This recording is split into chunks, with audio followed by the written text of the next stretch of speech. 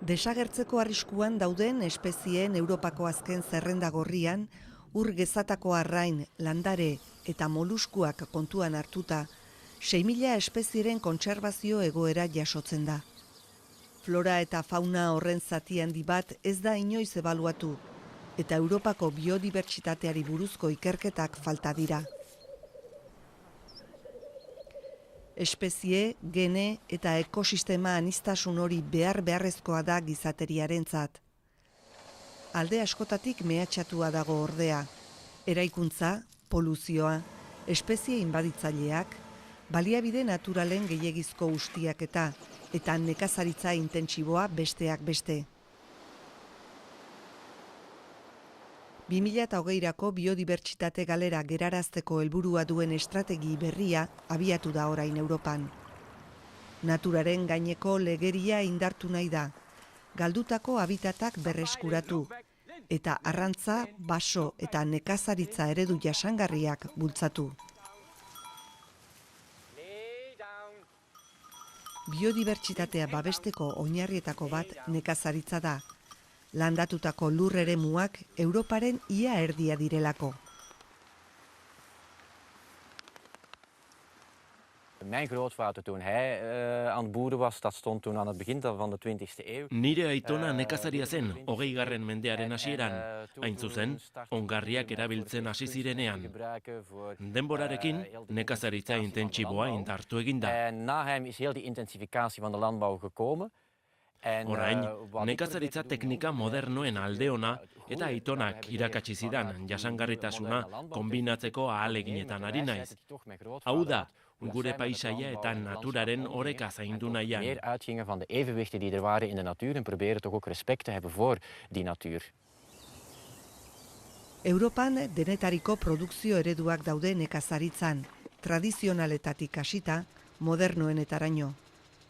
Eredu intentsiboetan, makinak eta ongarriak erabiltzeak tokiak entzen dio bizitza basatiari. Kurtek eredu organiko baten alde egin du. Wat ik probeer te doen met ons bedrijf. Natura ikuspegi positibo batekin tratatzen dut.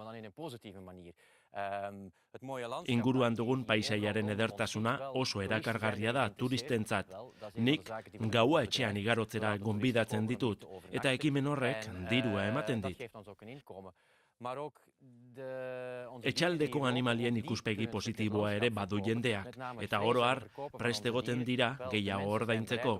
Badakitelako jaten ari diren haragia naturala eta kalitatekoa dela. Natura ondarea eta biodibertsitatea zaindu beharra dagoela bereganatzen ari diren neurrian, nekazaritza eredu jasangarriak egiten dituzten nekazarien zeregina aldatzen ari da. Farmers are crucial. They are the ones who are handling practically half of European land. If you would take together with foresters. Nekazariak dira gakoa. Europako lurren erdia erabiltzen ari direnak direlako. Eta basozaleak kontutan hartuta, lurraldearen 3 laurdenaz hitz egiten arituko ginateke. Beraz, egiten ari direnak zerikusi zuzena du biodibertsitatean, uraren eta lurraren kalitatean. Garrantzitsua da negozioa zuzentzen dutenean, ingurumena ere kontuan hartzea, modu naturalean jokatzea. Nekazari baten semea naiz, eta badakit zer pentsatzen zuen aitak.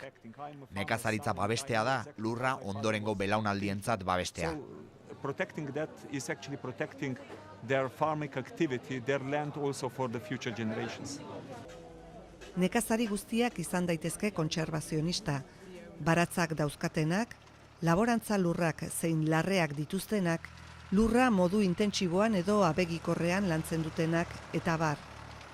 Valentziatik 100 kilometrora gaude iparrera joan da.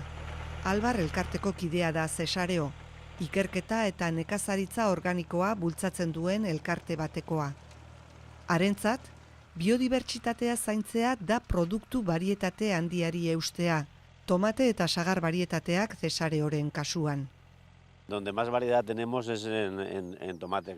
Tomateetan daukagu barietate handiena, 130 bat izango dira. Uste dugu eskualdeak duen aberastasunik handiena horixe dela, biodibertsitatea. Intentsitate baxuko nekazaritza eredu honek Europako eremu marginalenetako lur zabalak hartzen ditu, eta espezie baliotsu askoren etorkizuna babesten du. Paisaia mosaiko honek landare eta animalien habitat naturalen aniztasuna dakar. Norberak eremu txikietan landatzeko aukera izateak handitu egiten du haietan bizi daitezkeen espezie kopurua. Lur hauetan ezartzen diren mugek biodibertsitate korridoreak sortzen dituzte, eta horiek fauna zein landare espezieen alde egiten dute.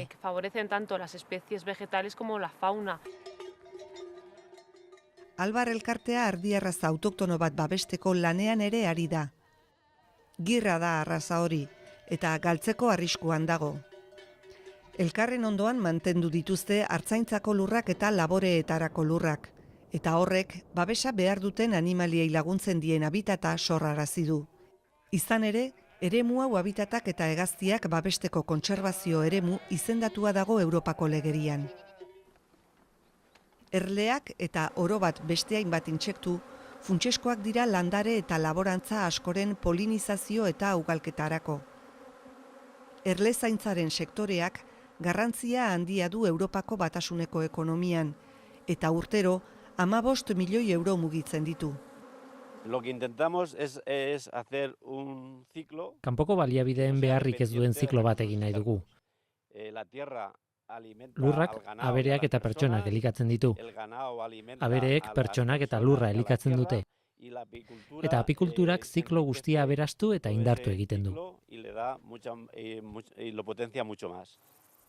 Erleen, tximeleten eta beste intsektu batzuen lanbarik, gai freskoetan diferentzia nabarmena igarriko litzateke. Polinizatzaile naturala barik, elitzateke orain bezain beste elikagai ekoitziko. Soberakinak izatetik, faltan izatera pasatuko ginateke. Eurobarometroaren arabera, Europako hiritarren 82%k uste du biodibertsitatea zaindu egin behar dela. Gure bizikalitatea horren araberakoa izango delako.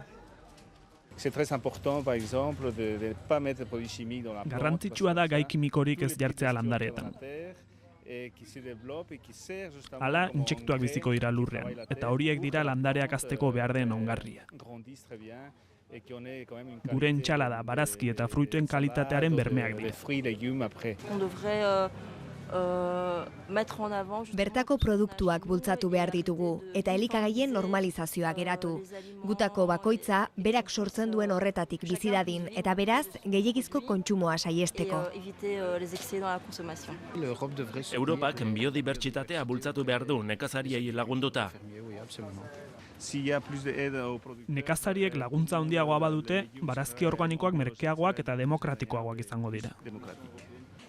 Laguntza egokirik jasotzen ez badute desagertu egingo dira, eta industria baino ez da geratuko.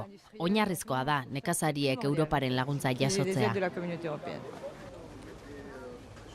Biodibertsitatea zaintzeko neurrien artean, eremu babestuen sistema dago. Natura 2000 sarea hain zuzen ere. Eremu horrek lurraldearen 20% hartzen du. We have just recently adopted the new financial perspective. Ekonomiaren etorkizunarekin, nekazaritza politika bateratu baten azken prestaketa lanetan ari gara. Garrantzitsua da hori, erabaki behar delako nola lagundu behar zaien nekazariei biodibertsitatea zain dezaten. Eta jakina, lan hori egiteagatik ordaindu.